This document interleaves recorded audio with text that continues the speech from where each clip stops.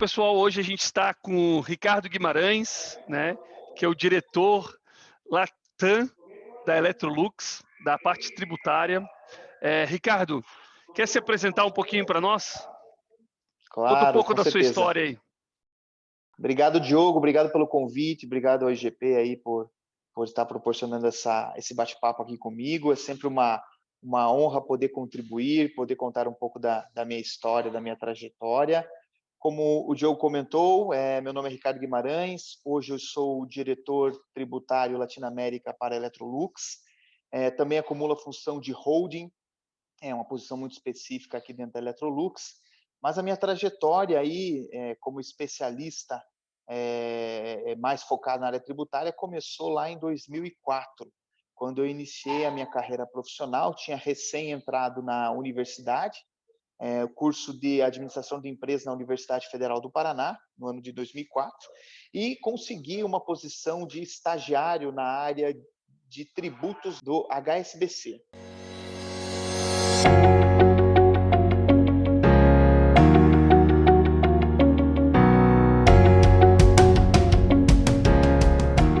Na época, eu venho de uma cidade do interior, aqui da região metropolitana de Curitiba, mas uma cidade bem pequena, se chama Bocaiúva do Sul, e ser bancário numa cidade pequena assim era o auge de um profissional, né? Então, quando eu fui buscar meu primeiro emprego, o estágio, eu me candidatei a uma posição no HSBC. E tive a felicidade de ser recrutado logo no final de 2004 e comecei então a trabalhar na área de impostos, uma área bastante operacional na época. Fazíamos recolhimentos de guias de impostos, fazíamos preenchimento de obrigação acessória, e foi lá que eu comecei a ter o gostinho, a ter a paixão mesmo pela área tributária. Foram 3 anos bastante intensos no HSBC, e quando eu percebi que eu já estava me aproximando aí do final da faculdade, né, que seria importante para mim dar um próximo passo na carreira. E foi quando surgiu na minha vida o conhecimento sobre o que seria uma empresa de consultoria e auditoria. Eu me lembro como se fosse hoje, uma colega de trabalho chegou para mim: por que você não se candidata para uma posição de trainee de uma Big Four? Né? E foi quando eu fui atrás de saber o que era uma Big Four, o que era ser trainee. E claro, logo de cara me deparei com alguns desafios, o principal deles o idioma. Como eu tinha vindo de uma cidade onde eu tinha pouco acesso ao idioma, eu tinha o desafio de, num curto espaço de tempo, para me candidatar a uma posição de trainee, dar uma acelerada no meu idioma. Mas eu aceitei o desafio. Eu me lembro que eu me candidatei para 2 ou 3 Big Fours na época, e em paralelo estudando inglês, e foi quando eu então tive a satisfação de entrar na EY, né, em 2008, junto contigo, inclusive, Diogo, né, na época. Fomos contemporâneos da turma de trainee finalzinho de 2008, e logo encaramos um enorme desafio. Você vai se recordar que foi a crise de 2008 para 2009, na qual nós, como trainees, fomos extremamente desafiados a fazer trabalhos distintos daqueles que nós fomos contratados na época, na área tributária. Trabalhamos com auditoria, advisory, claro, me proporcionou ali um conhecimento enorme, expandiu, foi um leque de opções que abriram na minha carreira também, e junto com uma dedicação enorme que todo trainee, todo o profissional que inicia uma carreira numa consultoria tem que ter, me proporcionou aí um conhecimento que, ao longo da trajetória de UI, me levaram até, depois de 5 anos e meio, a posição de gerente na Ernst Young, hoje UI, né? Então, em 2013, na verdade, eu assumi uma posição de gerente dentro da UI. Lá na UI, claro, passei por a parte consultiva, a parte de tributação direta, indireta, fazendo planejamentos tributários também. Trabalhei em controversy, a parte mais de legal tax, né? Então foi realmente um período em que eu tive a oportunidade de me dedicar a inúmeras frentes de trabalho, inúmeros focos de trabalho na área tributária. Passar do tempo, fui percebendo que estaria na hora de eu dar um próximo passo na minha carreira. E o próximo passo seria aí sentar, o que a gente chama, né, sentar do outro lado na mesa, sair da parte de consultoria e ir para o lado da indústria, né, o lado da empresa que recebe a consultoria efetivamente. E foi quando eu aceitei o desafio de participar de um processo seletivo na Electrolux, né?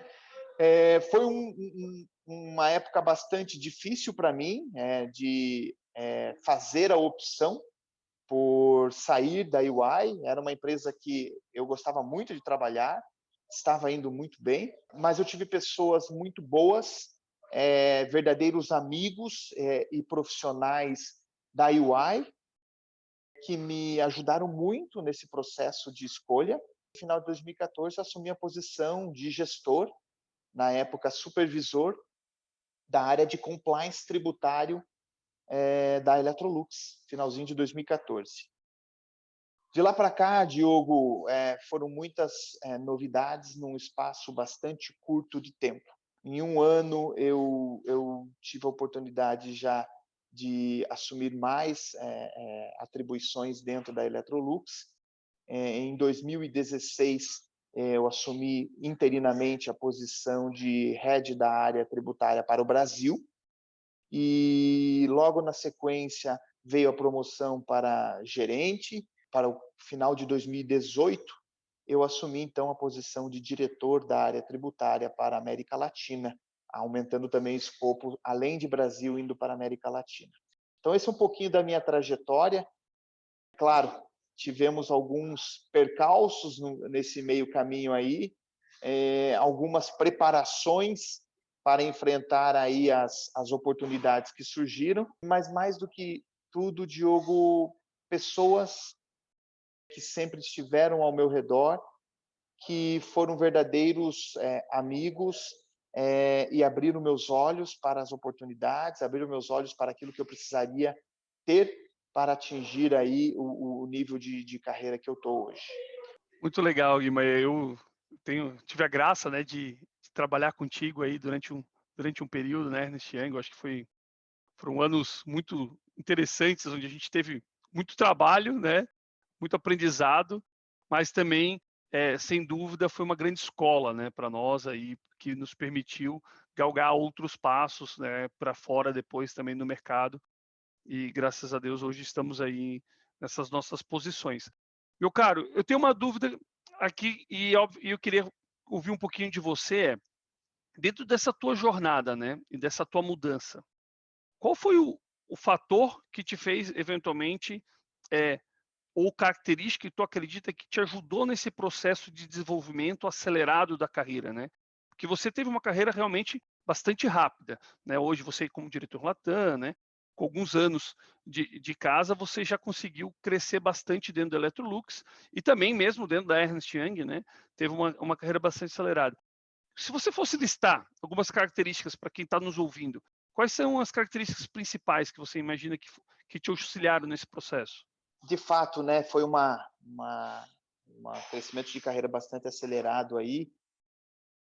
Para todos os bônus existem os ônus, né?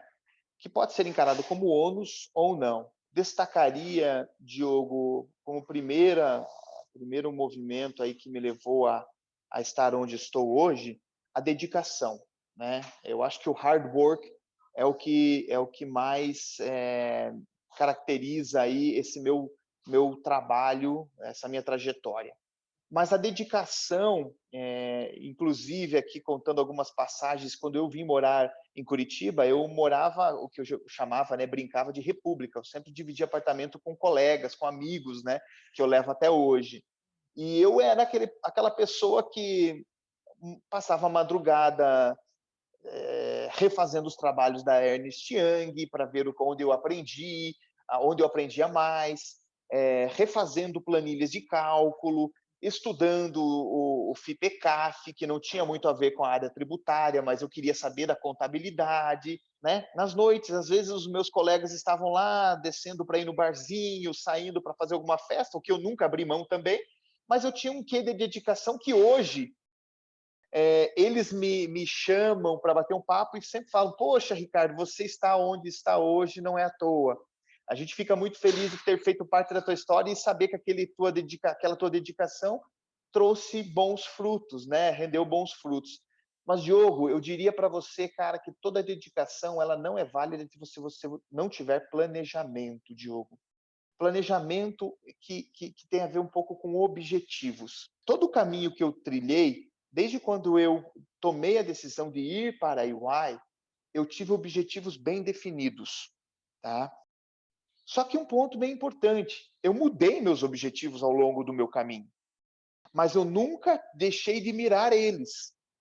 Então, como você começou comentando aqui, né, os tropeços aconteceram inúmeros. Eu tive que desviar de algumas pedras? Não, eu tive que desviar de rochas gigantescas, montanhas, mas sempre mirando o objetivo. E quando eu vi que aquele objetivo não era alcançável, eu mudava a rota e mirava em outro objetivo. Com um objetivo bem traçado, eu tinha claro para mim o que eu precisava para atingir aquele objetivo. E um exemplo disso que a gente acabou de conversar foi o idioma. Eu sabia que eu tinha que ter 3 línguas para estar onde eu estou hoje. O inglês e o espanhol, além do português. Eu sabia que eu tinha que ter uma formação além da administração de empresas.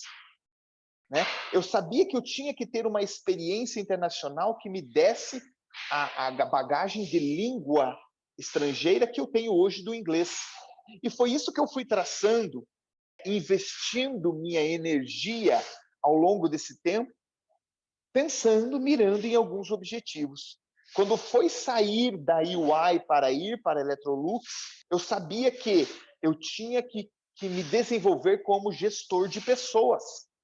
E eu fui atrás de especializações, de cursos, né, de treinamentos que me trouxessem essa formação ou essa bagagem acadêmica de gestão de pessoas. Então, a dedicação, o foco nos objetivos, o planejamento foram coisas que me permitiram alavancar um pouco a carreira. E aí, Diogo, se você me permite algo adicional que eu gostaria de trazer aqui é aceitar desafios. As oportunidades apareceram poucas vezes para mim, né? Mas foram oportunidades bem relevantes e eu aceitei desafios. Tive a autoconfiança de aceitar desafios um pouco maior do que aquilo que eu estava talvez preparado. E tem um pouco de a ver também com a dedicação. Ao aceitar o desafio novo, você pode ter certeza que eu tive que dedicar o triplo, talvez até mais, para que eu acompanhasse o novo desafio. Então, foram no mínimo aí 3 elementos que me acompanharam ao longo dessa trajetória aqui, que eu queria destacar aí para compartilhar com vocês um pouquinho.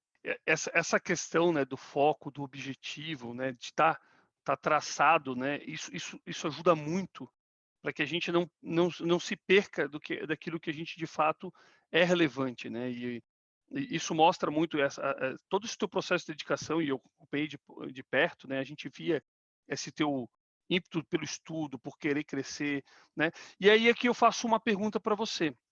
Você entende que essas características que te levaram a chegar onde você está hoje, elas são características inatas ou são características que podem ser aprendidas? Diogo, eu com certeza digo para você que não são habilidades inatas, não são inatas, são habilidades, na verdade. Toda habilidade, como ontem a gente teve o prazer, né, Diogo, juntos, inclusive, de escutar um pouco o Gustavo Arnes comentar com a gente, e eu acredito fielmente nisso, que essas características que eu comentei com vocês são habilidades, porque eu preciso cultivar elas. Eu aprendi muita coisa, e eu preciso cultivar, porque caso contrário, eu as perco. E nesse processo como um todo, você pode ter certeza que, por exemplo, traçar objetivos e correr atrás deles e o planejamento, ele veio com muitos tropeços. A minha ida para a UI, ela foi com alguns objetivos, mas lá eu me deparei com boas pessoas que me mostraram para mim que não adiantava de nada você ter a energia se você não souber onde gastá-la. né? E aí foi um processo de aprendizado. Então, são habilidades, elas não são inatas, elas podem ser construídas, claro, com a dedicação e com questões acadêmicas também. Eu acho que tem muito material, muita ciência por detrás disso, viu? E nessa linha, né, quando tu comenta de acadêmicos, qual que é o papel do estudo, né, da educação e do aprendizado dentro dessa jornada? Certo. Diogo, eu diria assim, você falou a palavra bem, que para mim é muito bonita, né? A educação, né, cara? Educação e estudo elas estão muito relacionados, mas a educação, eu digo para você que vem desde casa, né? Vem da formação familiar sua, vem da formação dos seus valores, daquilo que constrói o alicerce da pessoa que vai formar o profissional. E eu tive o privilégio de ter na minha casa, na minha família, no meu lar, um alicerce extremamente sólido.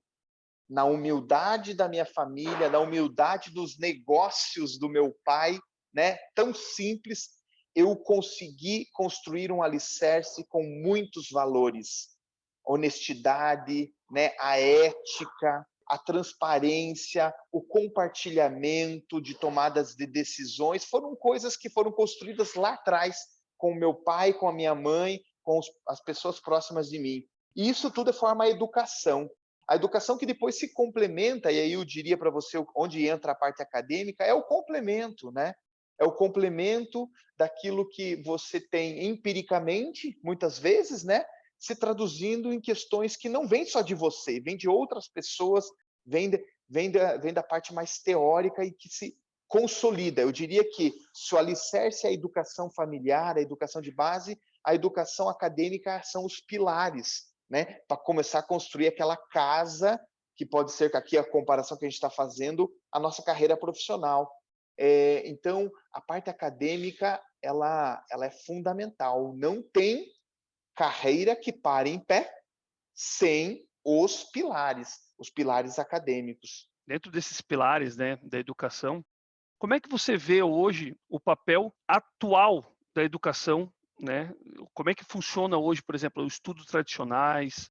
Como é que você tem visto isso? Eles têm atendido às necessidades profissionais?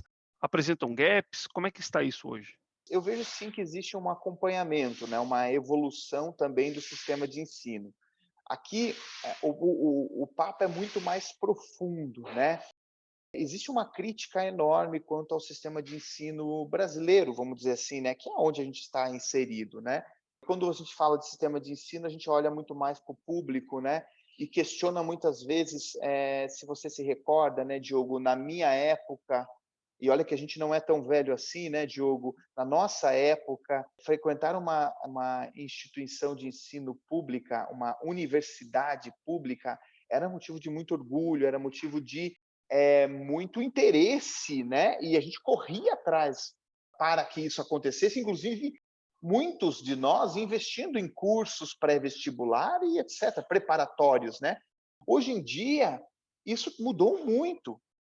Infelizmente, onde as faculdades de ensino superior, né, particulares estão sendo muito mais requisitadas. Claro que tem o quê de investimento, né?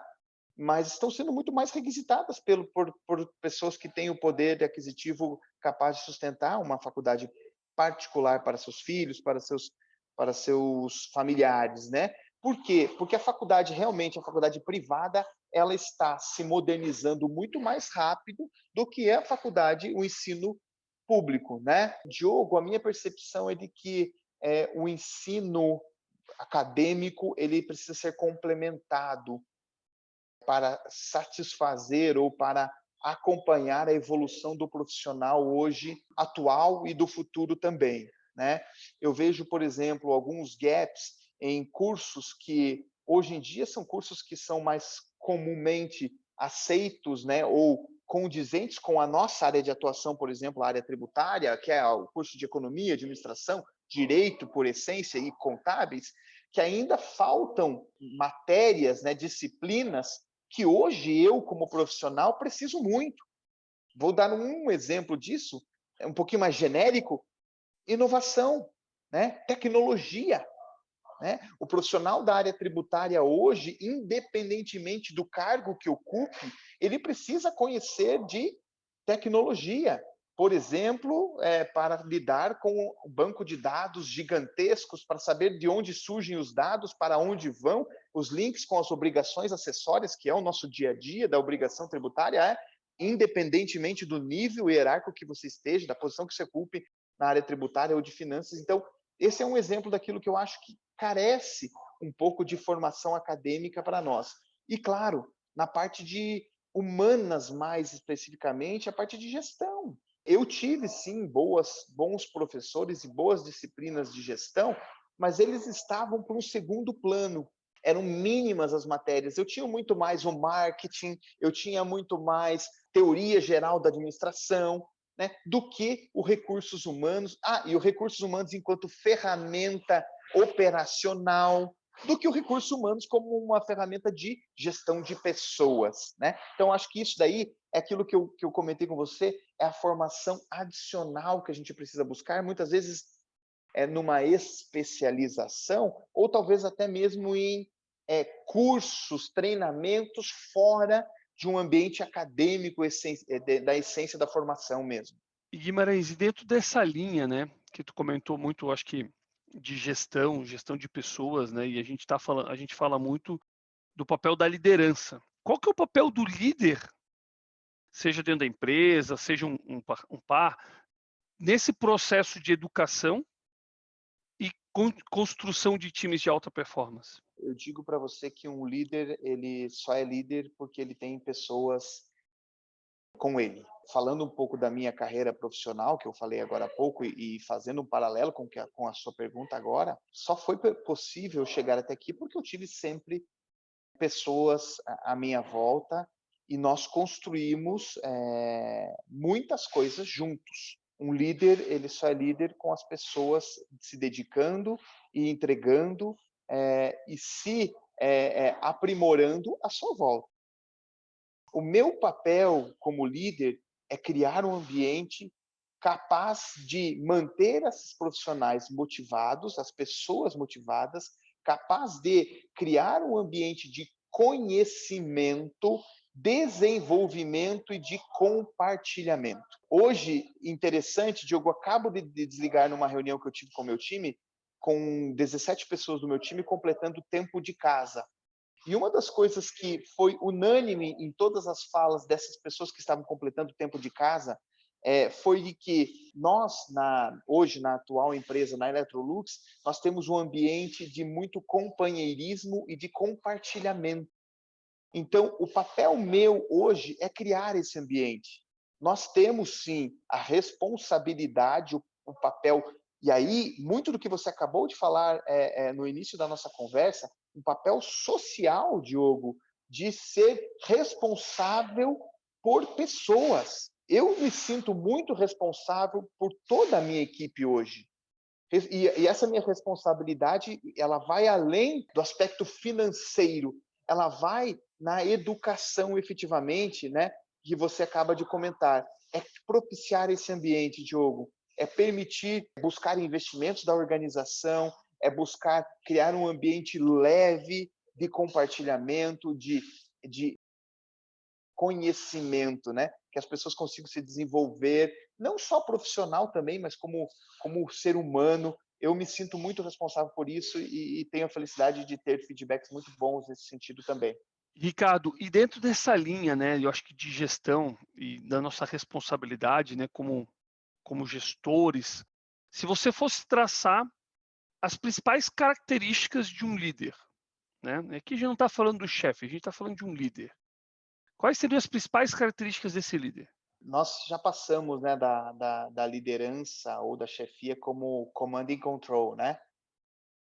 A gente está agora, se isso foi algum dia uma característica necessária para um líder, hoje eu diria para você que ela já está um pouquinho ou razoavelmente antiquada, né? Eu gosto muito de compartilhar experiências. A característica do líder aqui, a minha característica é compartilhar experiências e compartilhar tomadas de decisão. O command and control, ele tem o seu papel, mas ele não pode ser o predominante no líder atual. O meu compartilhamento, Diogo, ele vem desde experiências passadas, como também o compartilhar desafio de experimentar coisas novas. Muitas vezes não temos receitas prontas para um desafio que surge à nossa frente. E a experiência não vale de nada a não ser da vontade que ela me traz para você e da vontade de aceitar desafios. Porque é algo totalmente novo. Vamos dar um exemplo do nosso atual cenário de pandemia, de home office, de trabalho à distância, tendo que entregar tanto quanto antes, né? Então, eu busco muito compartilhar, escutar muitos os meus profissionais, o profissional da minha equipe, deixar um ambiente de muita transparência com eles. E eu me sinto, esses para mim são as principais características do líder, né? É liderar por influência de fato, Diogo. Tomar decisões é algo que eu gosto muito de fazer. Quanto mais difícil a decisão, para mim, maior é a vontade de vocês de estar à frente disso. Mas eu nunca tomo esse papel sozinho. Eu sempre tomo esse papel com as pessoas certas. Eu gosto muito de assumir erros. Eu acho que isso faz com que as pessoas que estão à minha volta, que são as pessoas que trabalham junto comigo e que me permitem estar onde estar hoje, também aceitar desafios novos e aceitar erros. Eu gosto muito de compartilhar esses momentos que eu errei também.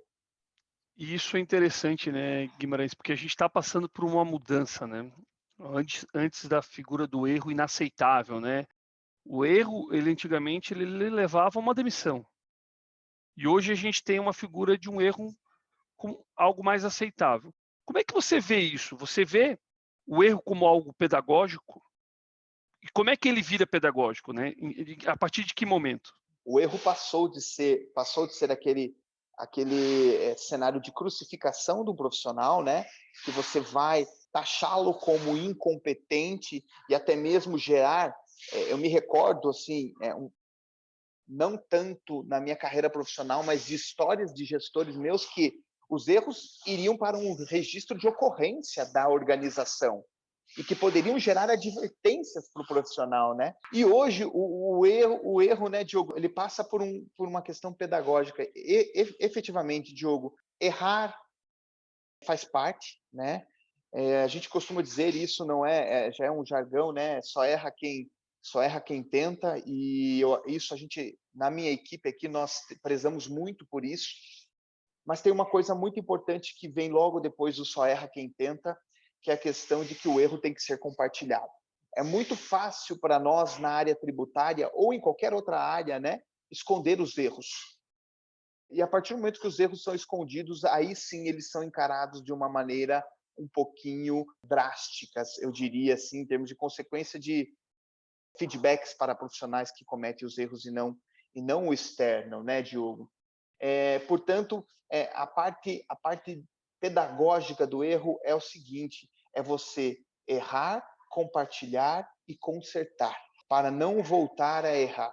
E esse consertar, Diogo, é impressionante porque ele passa desde comportamentos novos que nós precisamos ter, processos mais adequados que nós precisamos instituir, ou sistemas mais eficientes. Então, são 3 pilarzinhos, assim, não são simples, mas que se nós atacarmos daí a parte pedagógica do negócio, nós vamos evitar recorrentemente errar. Mas, acima de tudo, Diogo, compartilhar os erros. É importantíssimo para que você aplique a pedagogia, aplique o consertar o erro dali para frente. Todos nós erramos, né, durante a nossa jornada. Teve algum erro que tu considera que foi significativo no teu processo de jornada, mas que ele serviu como um grande aprendizado de superação, por exemplo? Eu tive um erro bem significativo na minha jornada quando eu assumi interinamente a posição de head da área, né? Que eu tive muito medo e eu tomei algumas decisões sozinhos naquela época e acabei dificultando sobremaneira a minha efetivação enquanto líder de pessoas no momento em que eu estava como gestor interino da área tributária para o Brasil. Os erros, eles foram desde comportamentos em reuniões, erros de tomadas de decisões isoladas e até mesmo de assumir papéis que não eram essencialmente de um líder, de um gestor, para fazer me sobressair em algum momento. E eu percebi o quanto aquilo foi prejudicial a mim nesse processo de garantir, ou garantir não seria a palavra, mas de ocupar realmente a posição de líder, de gestor da área tributária para o Brasil na época em que eu estava como interino. Então foram erros que, de toda sorte, eu tive pessoas fantásticas comigo no decorrer desse período e que eu tive o prazer de compartilhar esse momento. Foi um momento muito difícil na minha carreira, que eu consegui superar em um curto espaço de tempo através do compartilhamento, da transparência com as pessoas certas. E aí, Diogo, aqui me permita mais uma reflexão muito legal que eu tenho comigo nessa trajetória, que é compartilhar com as pessoas certas. Nós temos amigos, nós temos colegas e nós temos aquelas pessoas que vocês podem confidencializar, que nós podemos confidencializar carreira. É muito importante que nós, no decorrer da nossa carreira, identifiquemos essas pessoas, que elas vão ser as pessoas que vão falar que você está falhando. Essas são as pessoas que não vão sempre jogar flores no seu caminho.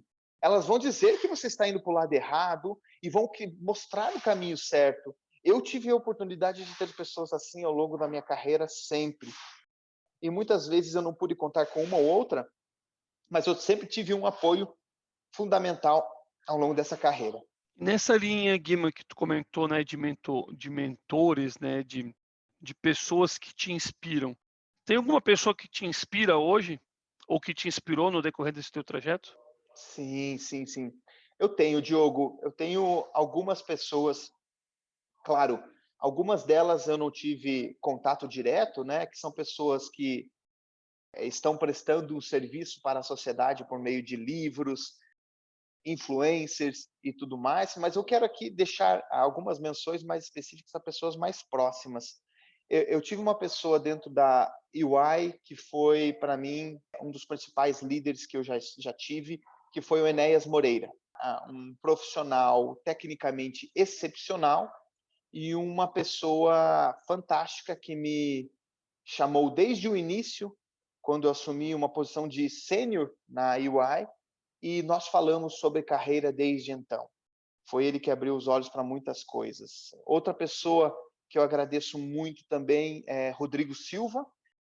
Foi, além do meu conselheiro dentro da UI, hoje uma pessoa muito próxima minha e que me ajuda muito com os desabafos de carreira até hoje. E um outro profissional que eu não posso deixar de mencionar aqui é o Alexandre McLaren, que confiou muito no meu trabalho quando eu fui para a Electrolux. E a gente perdeu um pouco o contato por alguns intempéries da vida aí, mas eu tenho um carinho muito especial por ele e por o profissional que ele é. Então são 3 pessoas que sim, eu tenho um reconhecimento enorme aí, que fizeram parte da minha trajetória. E eu acho que isso é interessante, né, quando a gente consegue pegar pessoas próximas de nós, que nos são guias, nos são inspirações de carreira. Cada um tem seu ponto, cada um tem seus defeitos, cada um tem suas características, mas o legal é que a gente consegue buscar junto dessas pessoas um modelo, né, um espelho, para que possa crescer de uma forma mais tranquila e mais rápida também, né, na sua jornada. E tu comentou muito, talvez uma questão de, pegando um pouco mais essa parte educacional, né, de livros, biografias. Tem algum livro, alguma biografia que tu acha interessante, que tu queira compartilhar com o pessoal aqui também? Tenho, Diogo. Eu confesso para você que já fui um leitor muito assíduo ao longo da minha trajetória.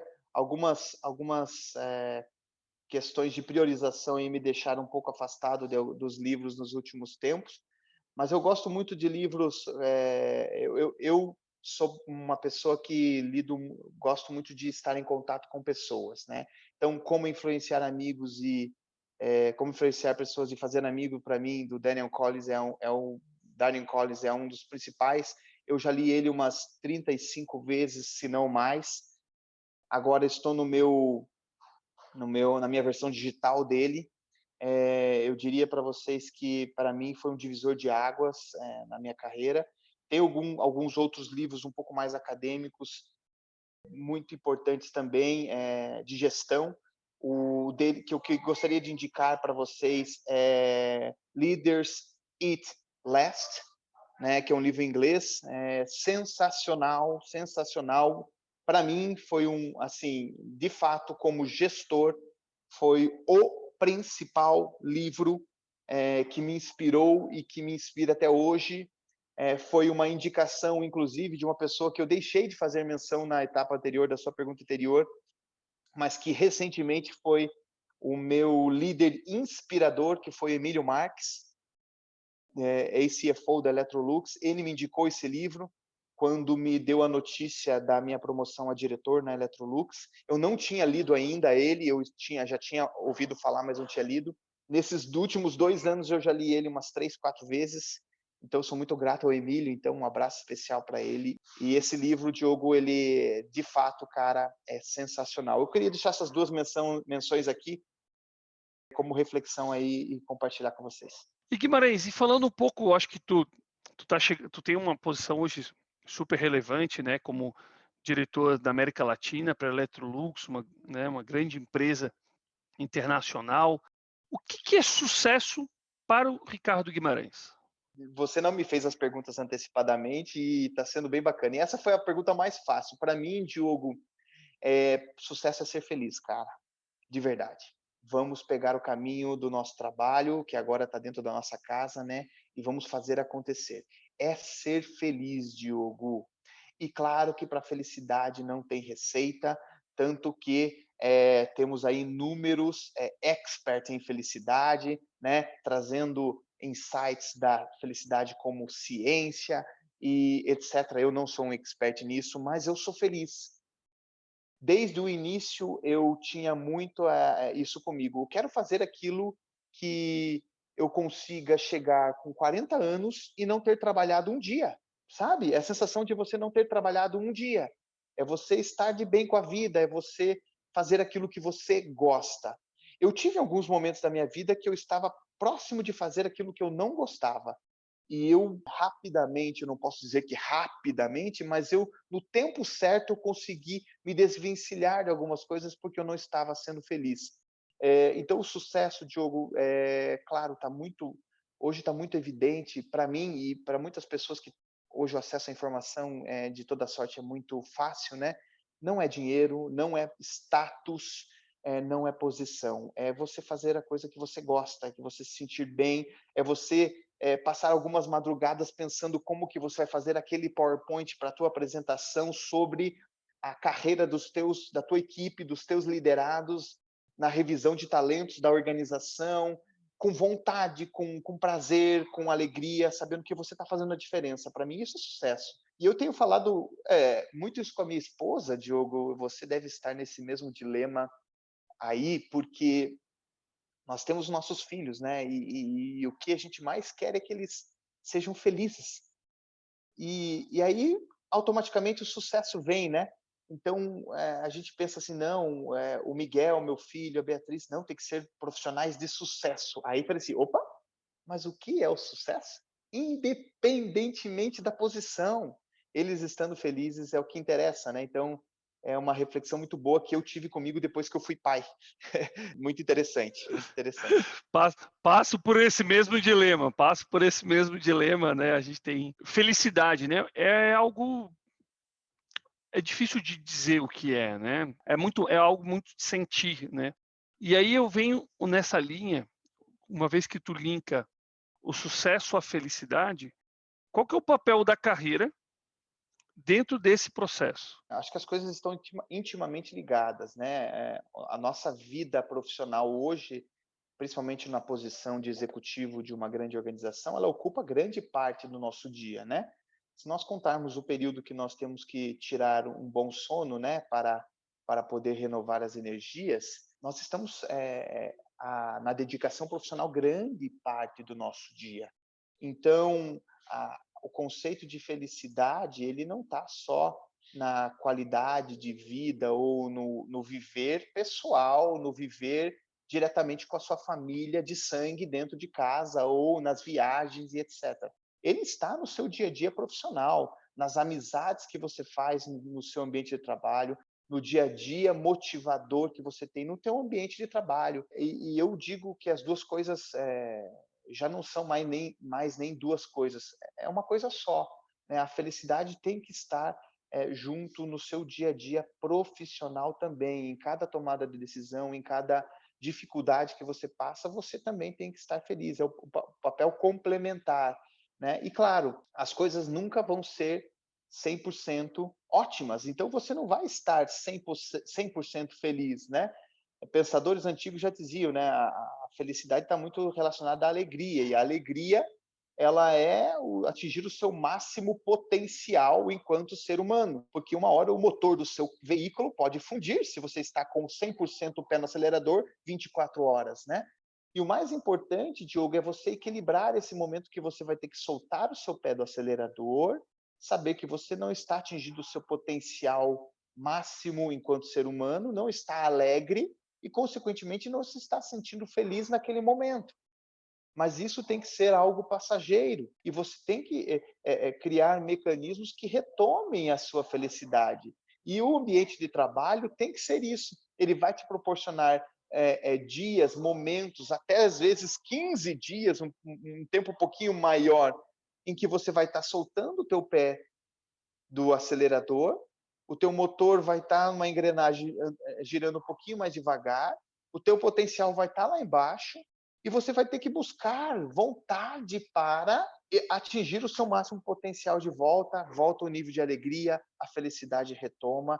E como você perguntou, né, o ambiente profissional é isso, é essa oscilação que tem que sempre saber dosar e saber conviver com ela. E isso tem um papel muito grande, né, quando a gente fala de work-life balance, né?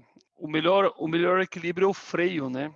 Porque acelerar é fácil, o difícil é tu saber frear na hora certa, para não deixar estourar, né? Então, a gente passa hoje por um momento super complexo, né, de Covid, pessoas todos em casa, né, trabalhando home office, e obviamente isso afeta muito a nossa inteligência emocional, afeta muito a nossa capacidade, né, de conduzir as coisas de uma forma adequada, né? E nessa linha eu queria ver contigo, como é que tu vê a importância do autoconhecimento dentro desse processo que a gente está conversando aqui? O autoconhecimento, ele é complementar, né, para você saber, aí o que eu estava falando anteriormente sobre felicidade, quais são os teus caminhos, né, o que você precisa fazer, né, e é só se você se conhecendo para você saber, para você retomar os estágios do seu potencial e retomar os estágios de felicidade também, né?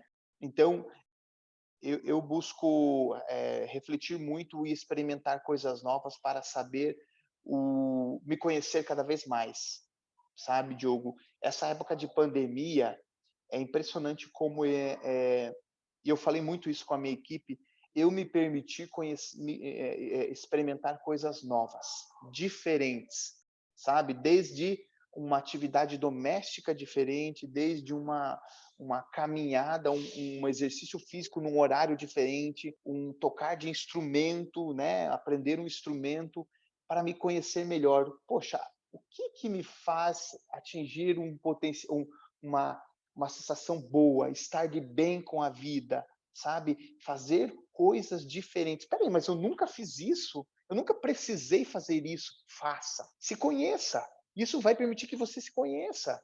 Poxa, mas espera aí, acordar 5:30 da manhã para sair correr na rua, mas espera aí, tá escuro. Sério mesmo? Agora junho, alguns dias de frio, né? 2 graus, 0 graus aqui em Curitiba, 1 grau. 5:30 da manhã saindo. Mas por quê? Sabe, você pode sair depois, você está trabalhando em casa, pode sair depois.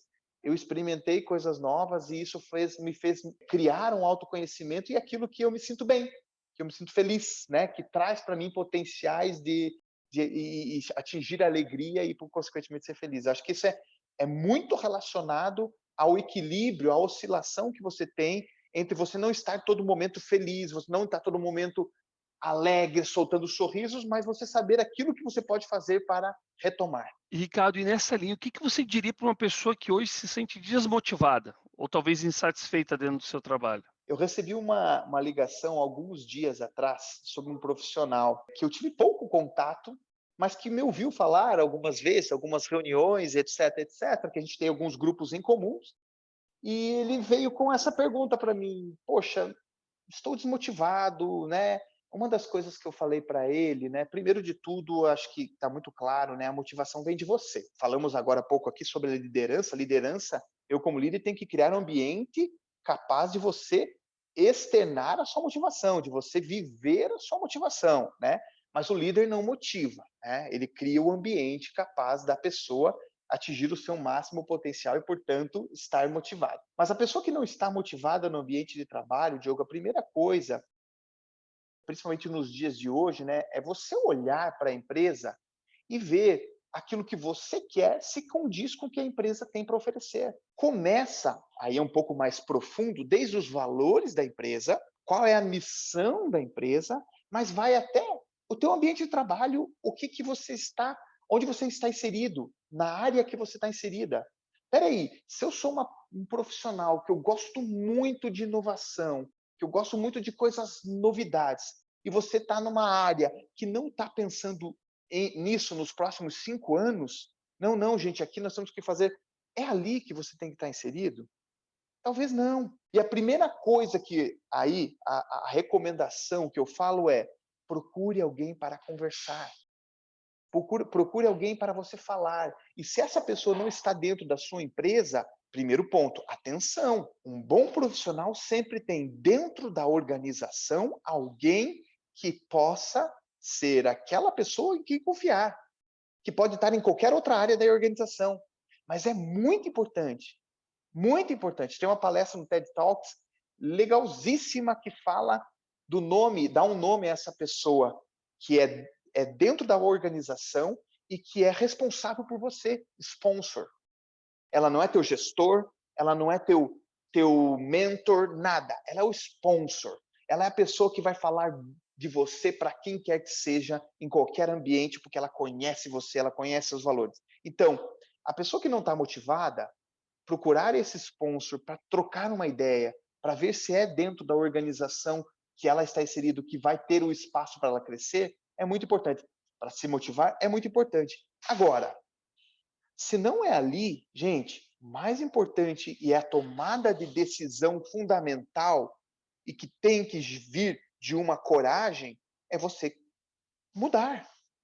Mudar. Você só vai se motivar quando você estiver de bem com a vida. E você só vai estar de bem com a vida quando você estiver no lugar que você vai atingir seu máximo potencial, que você vai estar entregando bem, e não vai ser no lugar que você não queira. Saber onde é o seu lugar é o grande desafio de toda a vida. Eu acompanho alguns filósofos aqui e vou citar o Clóvis de Barros. Ele fala da goiabeira dando goiaba. Ela não vai dar goiaba no Polo Norte. A goiabeira, ela só vai dar goiaba no lugar certo, onde ela tem que ser plantada, num clima certo. A goiabeira não dá goiaba no Polo Norte. Nós não vamos dar goiaba se nós não tivermos um lugar adequado, né? Um lugar que a gente se sinta bem. Então, a desmotivação ela Uhum. tem que vir de uma autorreflexão. É aí o seu lugar? Diogo, eu tive o prazer de falar sobre esse tema com, vou citar 2 exemplos, 2 profissionais meus da minha equipe recente, e eles simplesmente pediram desligamentos da Electrolux, da minha equipe. E nós saímos muito felizes das conversas. Muito felizes. E estaria isso ligado de alguma forma ao propósito? Claro, uma pessoa que tem um propósito de, por exemplo, vou dar um exemplo prático.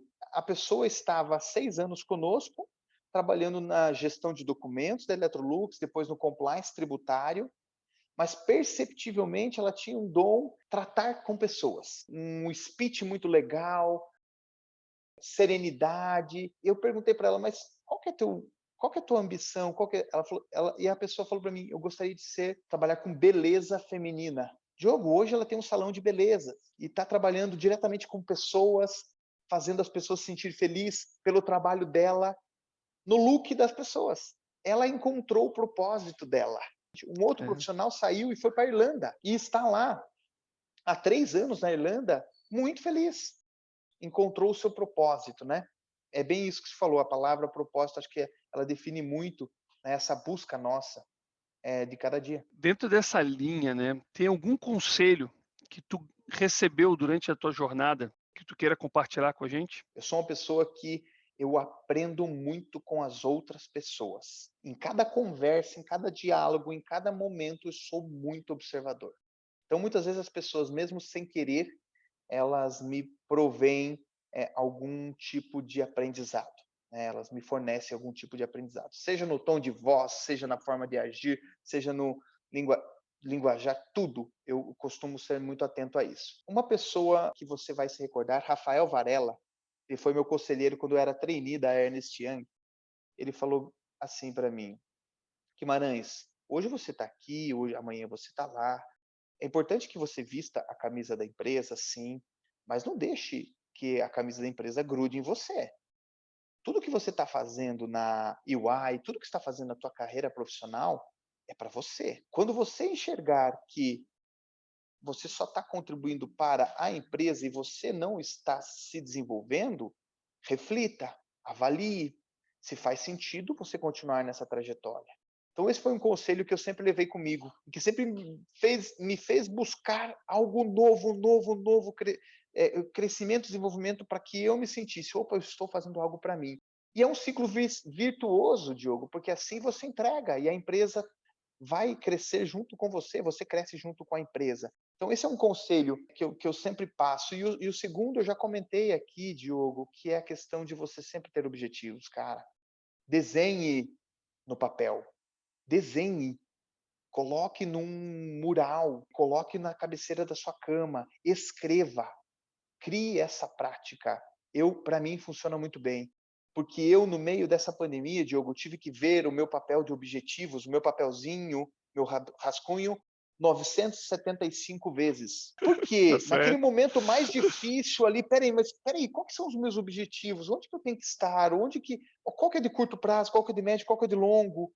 Sabe? Então, esses são alguns dos conselhos que eu daria, né, para quem está nos ouvindo aí. Desse momento que a gente passou, tá muito claro o que a gente deseja e almeja no futuro, senão a gente acaba se perdendo, né? Qual que é o papel do networking nesse processo de liderança, de gestão e desenvolvimento de carreira? A minha carreira foi feita de pessoas, sempre cercado de excelentes pessoas, desde o início na base familiar até os dias de hoje. E isso veio por questões de network.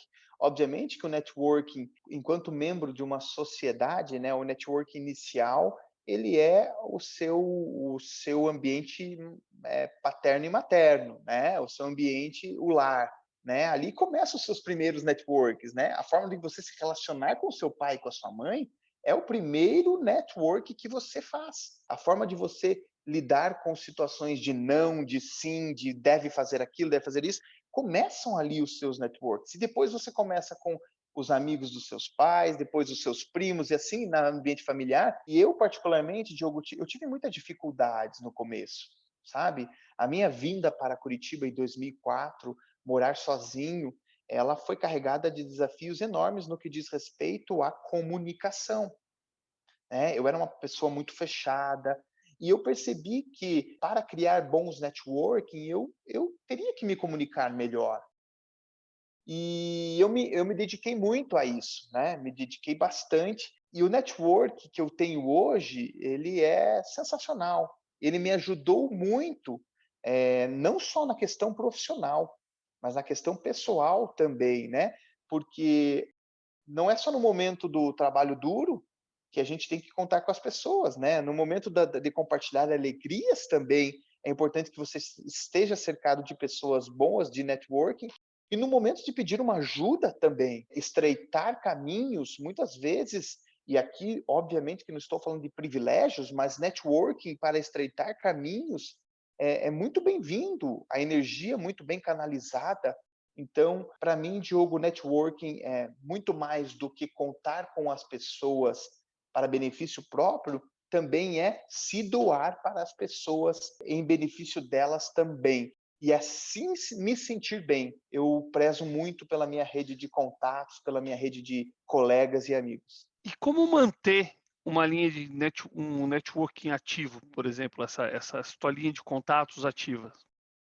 Para mim é muito difícil, sabe, Diogo? Tem sido muito difícil. Eu confesso para você que se tem alguma coisa que eu me culpo muito às vezes é de não ter tempo, não é bem não ter tempo, mas é de pecar por não manter um nível de networking com algumas pessoas que eu gostaria muito de continuar conversando, de continuar trocando ideias, conselhos e tudo mais. Para mim é muito difícil, sabe, Diogo? Porque o dia a dia ele consome a energia, ele consome tempo mesmo, né? E para mim o networking ele só é válido, Diogo, se ele está sendo feito de corpo e alma, sabe? Eh, Muitas vezes uma pessoa me liga e vamos conversar, não adianta nada eu estar ali 3 minutos conversando não estando ali. Mas eu sinto muita falta, Diogo. Para mim é algo que eu preciso melhorar muito, é encontrar esses espaços de dedicação para manter o networking ativo com pessoas tão importantes na minha vida profissional e pessoal aí, que faz algum tempo já que eu não entro em contato. É. E a tecnologia ela ajuda de alguma forma nesse processo, Guima? Sem Por exemplo, dúvida, sei lá, sem dúvida. Instagram, Eu, Facebook, aham. LinkedIn, né? Ela ajuda, Diogo, mas eu tenho algumas ponderações quanto ao uso da tecnologia, porque ela torna a relação razoavelmente, pode, né? Pode Uhum. tornar a relação razoavelmente superficial. E a partir desse momento ela não vira um network, né? Ela vira os famosos amigos que você nem conhece daquela rede social XYZ. Mas ajuda, Diogo, ajuda sim, se você conseguir gerenciar a tua rede, a tua tecnologia de uma maneira boa. Eu gosto muito do WhatsApp, né? O WhatsApp me ajuda bastante nesse quesito. Desculpa, o LinkedIn totalmente profissional, né? Muito mais voltado também para a empresa que eu estou hoje, também, né? Não o profissional Ricardo Guimarães, mas também na empresa. Mas me ajuda. Eu tenho só algumas ponderações para não se tornar muito superficial, né? Eu prezo muito por isso. Eu estou muito cuidado com relação a isso. É. Até porque o network ele tem que ser de qualidade, né? Porque Uhum. senão ele é aquilo que tu comentou, são mais alguns dos muitos amigos de Facebook e Instagrams que a gente tem aí. E no final do dia não são essas pessoas que vão te ajudar ou vão fazer com que algo possa ser mudado, né, no processo. Guima, muito obrigado. Agradeço muito, cara, o bate-papo tá sendo muito rico. E eu deixo aqui, talvez para te deixar uma mensagem final para quem está nos ouvindo aqui, um pouquinho. Tá bom, claro, claro. Diogo, é claro, uma satisfação enorme ter esse bate-papo com você. Na verdade, aqui, ó, se passaram um tempão e parece-me que entramos agora aqui no bate-papo, né? Bom, a mensagem que eu queria deixar, Diogo, é uma mensagem muito mais voltada para os nossos tempos de hoje, né? Tempos de bastante dificuldades, né? Que pode ser mudada a palavra para desafios, né? E para mudar de dificuldade para desafio, tem um link muito importante, é a vontade de cada um de nós. Transformar os tempos de hoje de dificuldade, sim, em grandes desafios, em aprendizado, depende de cada um de nós. E esse aprendizado de hoje, esse aprendizado da época de pandemia, ele está carregado de oportunidades, né? E são inúmeras as oportunidades que a gente vê nas redes sociais, né, e na mídia, mas pode ter certeza que tem uma oportunidade guardada para cada um de nós aqui. Então, aproveitem os momentos difíceis, os momentos de transtorno, talvez de infelicidade momentânea, para encontrar oportunidades, né? Mesmo as mais simples possíveis, desde a oportunidade de você conviver mais com a sua família, da oportunidade de você conhecer um pouco mais dos seus filhos, a oportunidade também de você se inteirar de assuntos sua profissão, do seu ambiente de trabalho, porque está tendo oportunidade, nós temos hoje a possibilidade de ter reuniões multilocalizadas, né, para você conhecer. Então, façam desse momento um momento de oportunidade. De fato, Diogo, queria deixar aqui o meu sincero agradecimento por esse tempinho que a gente teve. Me coloco à disposição do IGP para qualquer outra oportunidade que tenha. E também me coloco à disposição dos nossos ouvintes para trocar ideias, para compartilhar das minhas experiências e, de alguma forma, contribuir para vocês, para o crescimento de vocês, para o desenvolvimento de vocês. Pode ter certeza que vocês vão contribuir para o meu também. Diogo, muito obrigado. Um grande abraço e me coloco à disposição. Muito obrigado, Ricardo. Acho que foi um excelente bate-papo. A gente conseguiu passar pelos principais pontos aqui, né? É uma pena que o tempo é curto, né? A gente gostaria de poder ficar várias horas e tem muito assunto para conversar aqui, né?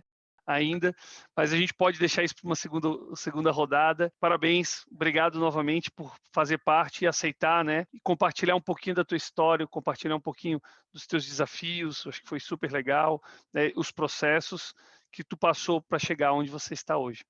Um grande abraço, querido. Valeu. Obrigado, Diogo. Obrigado pelas palavras. Um grande abraço a todos. Fiquem bem e um bom final de ano, né? Isso aí. Grande abraço.